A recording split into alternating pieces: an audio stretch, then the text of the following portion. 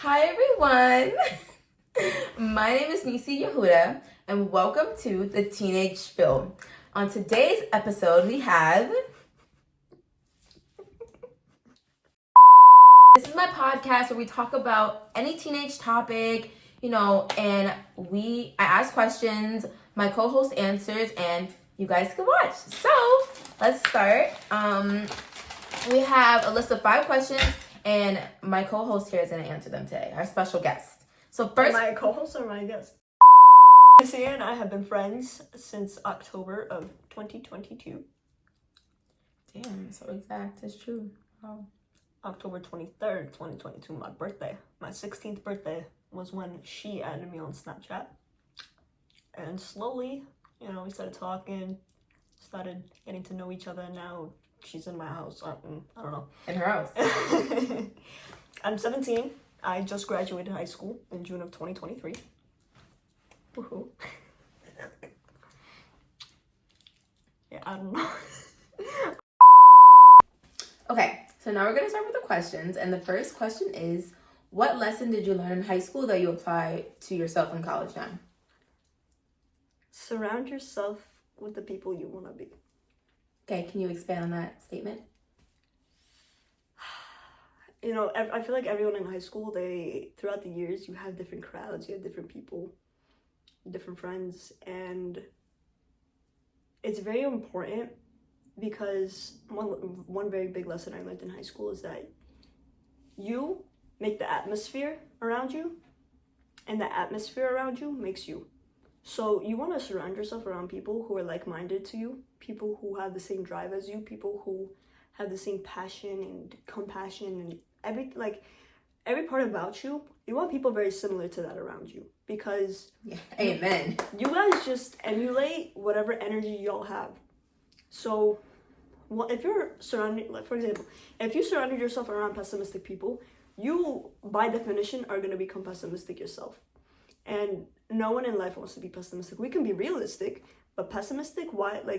You don't want to just be filled with negativity. You don't want to look everywhere and just see negativity. You want to see the truth, yes, but you also have to be realistic in the sense of, yeah, it could go wrong, or it could go very right, And you want to be around people who think like that. You want to be around people who lift you up and who make you want to change and be better.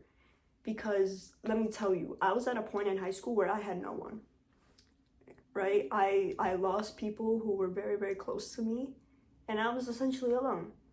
And so in a way, it kind of restarted, my environment, my atmosphere, who was around me, and I got to relearn who I was and reconnect with myself. And then that, in a way, I just became a better and a newer person in a way. And now in college is all about networking. It's not about studying. It's not about the best essays, the best professors. It's networking. You want to surround yourself with the people who know where to go, who to go to, what to do. But you also want to be surrounded by people who push you to do better and to be better. Because college is one big competition, especially if you're going into something, a person like me, I'm going into the medical field. If you're going into something super competitive, you want to be around people who push you to be better because it is so mind-grueling, right? You're just constant. Everything is always, I gotta be better. I have to be at the top of the class. I have to get the best on this final. This paper I have to write amazingly. I need to have 15 citations. You can't have people who are like, oh, I don't care, whatever. You want people who are like, come on, you can do this. You can maybe write this a little better. You should try this studying habit, You want to surround yourself around people who push you to be better. And as you get older, sometimes you can't help the people who are around you, but you want to find the better ones in the crowd. Even like this one, she lives in a different borough from me. We go to completely 2 different schools, and we're at 2 different levels of education. And still, we think very similarly. We get each other on a different level. We just wink. We get each other on a different level. So she pushes me to be better, I push her to be better, and it works, If I was super pessimistic, I doubt she would want someone so negative and so just down around, Because what is life? Life is about making experiences. You're just living to make experiences. That's really it. You learn and you make experiences, and that's it. So you want to have people who will make life the most enjoyable around. especially when, let's say in college, when it's real, you know? I don't know if I'm allowed to curse, I'm sorry. Okay, you answered my question very well. And you kind of answered the question of what has life out of high school taught you? Or do you want to expand on that question a bit more? Life after high school, specifically because I'm in college, it's a bit different. If I wasn't in college, automatically, like I'm 17, I'm not 18 yet, but automatically straight out of high school, if you don't go to college, you're automatically assuming to be living a fully adult life because you need to get a job, you gotta start paying your own stuff, you gotta start buying your own clothes, your own bills, this, that, you know. But I'm in college, so there's still a bit, and I live at home, so there's still a bit of variability within those scenarios. However, life out of high school, there's a whole world out there.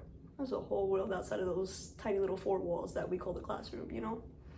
There's experiences. I remember in the summer after I graduated high school, easily the best summer of my life. I have never felt so confident and so secure in my own self. It was amazing because people stopped looking at me like a little kid, especially since I was a lot younger than the rest of my graduating class. I skipped my freshman year of high school.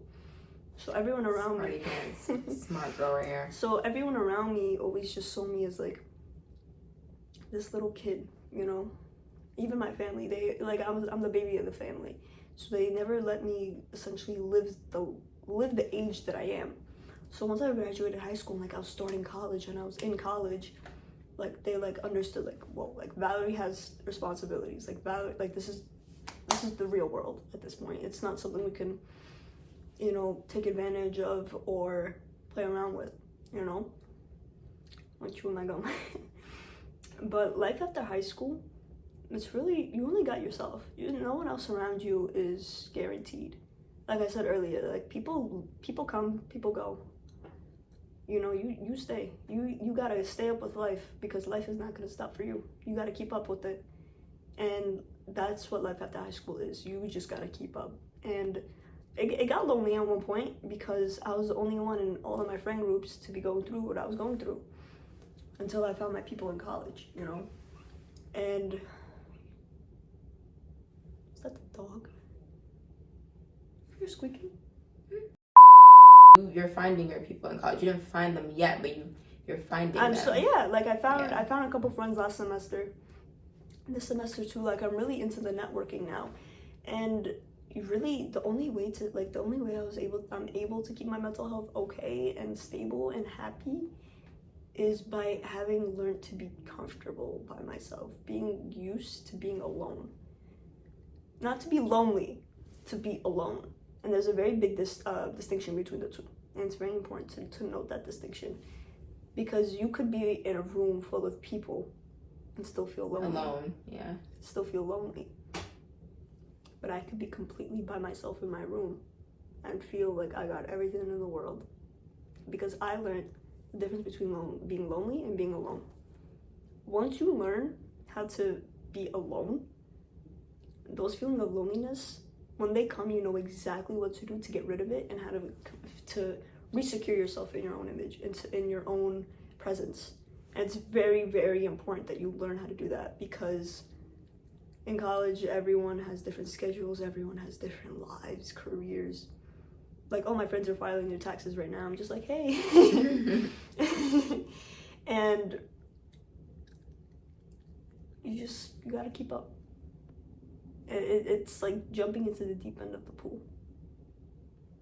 You know, you either gotta swim to the top to breathe, or you just sink to the bottom and drown. Gosh. It's a bit morbid. So morbid. It's a bit morbid, but once you figure it out, it's not that bad. It's kind of liberating in a way. I enjoy life after high school. Life after high school, it's nice. I'm not gonna lie. Okay, you answered those questions very nicely. Now we're moving on to the last few questions, but this is the part of the video that goes into the friendship, situationship, relationship part. So the third question is, if you ever had a hard friendship or a challenging or hard friendship or relationship, how did you deal with it and what did it teach you? So that was kind of what I was saying before. I felt for the better part of 2023.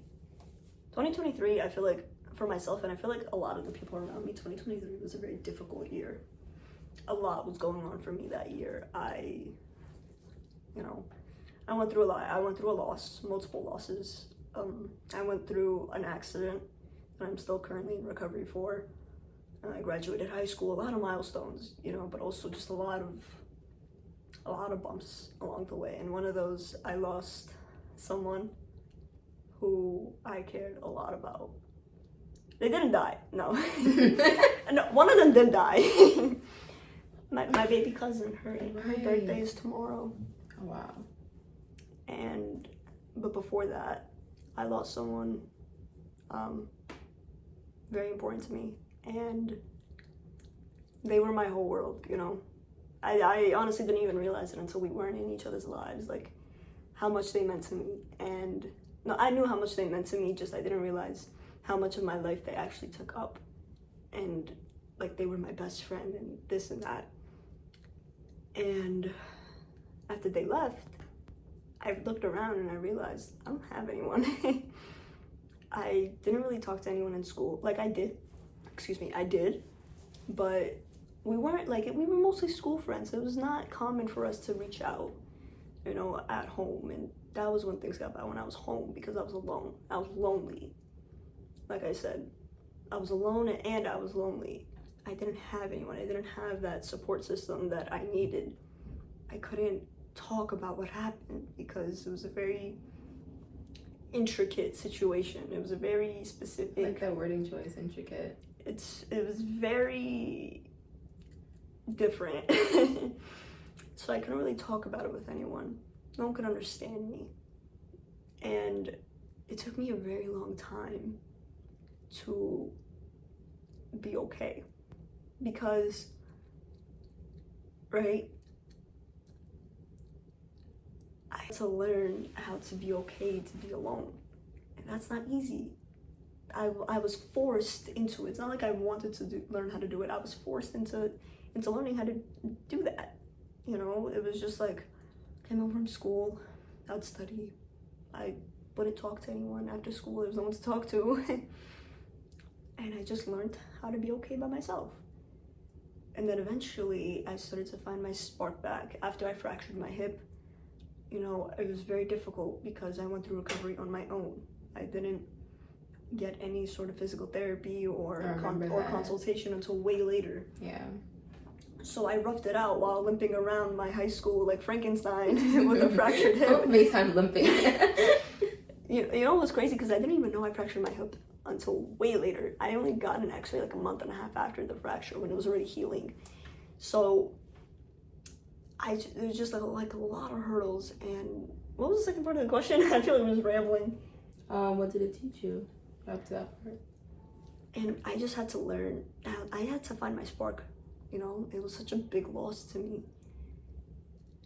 And I just learned, everything happens for a reason. And everyone says it. It's such a cliche, saying. But it really does. Everything happens for a reason. And, I just had to re-surround myself. That's how me and Nasia started getting closer. I started slowly, eventually opening up to what happened to her. And slowly I met new people, along the way. I had the best summer of my life, which brought back so much confidence in me. I truly felt like a new person. Summer, she was very confident. Sent me 1,000 TikToks. Which one should I post? Which one should I post? I look so good. I'm like. I was also on the news. She was on the news. Anyway. Flex that. But it took me a while to be okay with that loss, because again, that person was my world. And at that point, I was just so desperate. I was taking anything and everything just to hold onto that person, and it took me a while to let go. Thankfully, I let go. Guys, ignore the TV in the background. Yeah. It's very quiet, but in case. But I learned to let go, and I let go. And I slowly found my spark again. I stopped focusing on the past. I just lived life. I just became so outgoing. I just screw it. You only live once, right? So I just took every opportunity I saw. If I saw there was someone around me who I didn't know to talk to, I spoke to them. If there was someone who I really liked their outfit, I complimented them. I used to have really bad social anxiety, and I let myself go, because especially after my accident, because I didn't even realize. You guys know, you need your hip in order to sneeze. Just let me tell you, when I sneezed when my hip was fractured, oh, I remember, I went into like shock for 45 minutes. I couldn't move. I would drop to the floor and I wouldn't be able to move normally. Like, you don't realize how every little thing contributes to something else, you know? And once you just let go and just start living and stop taking advantage of the people around you, of the time passing by you, of the opportunities in front of you, there is such a beautiful life to live in front of you. Amen. That's just what you gotta do, you know? Tell him, girl. It took me a while to get over that loss, but I became a better. I stopped and I looked back at what I did wrong, at what caused us to go our own ways. And I realized there was a lot of room of improvement. I didn't deal with the battles I thought I slayed. The blah. Slayed. I didn't fight the demons I thought I did. I thought I fought my demons from my past. I didn't. At least not the proper way. And I stopped and I reflected, and I took upon a lot of things to battle those demons, to battle all those memories and the trauma that I faced growing up, you know? And I read self-help books. Whatever I could do to make sure that I was as far away as the person I was when that happened. And not in an emotionally unavailable point, but truly like trying to become a way better person. You know, learning how to communicate and mostly just learning how to communicate, you know? How to let other people live and talk without me needing to somehow control the situation. I let go of that need to control. I let go of my ego and my pride. So if I was wrong, I would raise my hand and I would say, I messed up. This was wrong. I shouldn't have done that. I'm sorry. I will do better. And that's what I did. I feel like we did that a lot with each other. Whenever we got into arguments, we would like cool down and then talk about it in a mature way. Yeah, and like the thing is, we've known each other for over a year, and how many arguments or disagreements we had a bunch. Really? I feel like it wasn't that much. I think a few. A few, but not more than 10, but we had a few. We had a few, because arguing is normal. If you're not arguing, there's something wrong. Healthy people argue because no one disagrees. No one agrees with each other all the time. No such thing. So yeah, but it's very important that you learn this skill early on, because it only gets worse from here. Okay, are you ready for the next question? Yeah. Okay. If you could revisit or rekindle this old relationship, friendship that you had, would you do it? What would you do differently? Right now, I don't know if I would. I'm just very comfortable with where I'm at right now. And I feel like we're both probably better off without each other. We're just at two very different stages of life, and mentally I feel like maybe, I don't really know. I haven't spoken to this person in a while. But if I could go back and change anything, I would change how I approached disagreements and conflicts between us. I already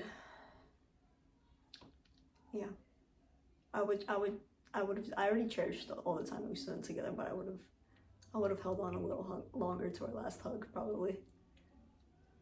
Because this person really truly did mean the world to me. But, you know, everything does happen for a reason. I would not become the person I am today if I did not have to go through that. You know, it built me, it prepared me for what came ahead, what's coming ahead now. But I would do better on my half in that dynamic, because we were, you know, it wasn't just one of us who screwed up. You know, it was double-sided. but I would do my absolute best to make up for everything that I've done, all the things I said, every time I hurt them. I would want to make it up if I could go back. I would have treated them a lot better and a lot more than how they deserved. But everything happens for a reason. If I could go back, if I had the opportunity now, probably not. Probably wouldn't go back. I really love my life now. I really love my life now. Thank God. Right. But so a lot of love to that other person. But we went our own ways. People come, people go. You gotta catch up with life. You gotta stay up with life. Otherwise, it leaves you behind. How'd you cope with that? People come, people go. Like, how'd you cope with? That's a really hard thing to cope with. Yeah, because I lost someone else 2 months before them. Right. So I was just in 2023, more things happened to me in 2023 than most things happened in other people's whole lives. A lot just happened to me, and people come, people go. You really just, as long as you got yourself and your happiness and your health, you're good. That's all you need. Money would be nice, yeah, but really, what do you need to be happy and being appreciative of what you got, And again, once you learn how to be alone, you don't care about the people around you. You don't need those people who make you feel like bleep. You don't need those people. So once you learn who you are and become comfortable in who you are, you realize, what do you need those people who make you feel like crap? You don't need them. That's all. You're so cute. Okay, the last question is, I'm sorry guys, a little unprofessional. Okay, so we've been friends, you said, for a year and a half now. So what's one thing that you value about a friendship? We're very open with each other. I feel like that's very important. We're very open. We're very open with each other. We don't, if there's something wrong, if there's anything wrong, we just say, listen, I'm a little upset right now, or there's something just not okay. Give me a little bit, let me think about it, and then we'll talk, And one thing that I learned in 2023, no conversations over text, no serious conversations over text. That's one thing that I held very close to me. And so whenever we would have our disagreements, I'd say, take your time. I took my time. Whenever we were ready, we called and we would stay on the phone until we resolved everything. Where we got everything that bothered us off our chest. We didn't hold on to anything. We just let go. We said, we're sorry, we're gonna do better. I didn't mean to do this, or I was just caught in whatever it was. We apologized. We said we're gonna do better. And we really meant it, because sometimes reading it and seeing it as a text, it's something tangible. It's something you can actually see. It's something you could, if it was physical, you could hold it, because those words are there. You could print it out and technically hold it. When someone says it, it's up in the air, right? All you could do is listen to it and remember it. That's it. But when you're talking about sincerity, it's very important to hear it. You can't read sincerity. You can't read tone. You gotta hear it. And so hear it and see it. You gotta see if the person's actually gonna do what they said they were gonna do. So I just really value, we saw each other at for me at least, she saw me at very, very low points in my life. And, we thugged it out. We sitting here today, chilling, and I just, really appreciate she puts up with all my BS. All the time. But, you put up with my BS, too. A lot of it. With how busy I am. Yeah. And that's very important. Make time for the people.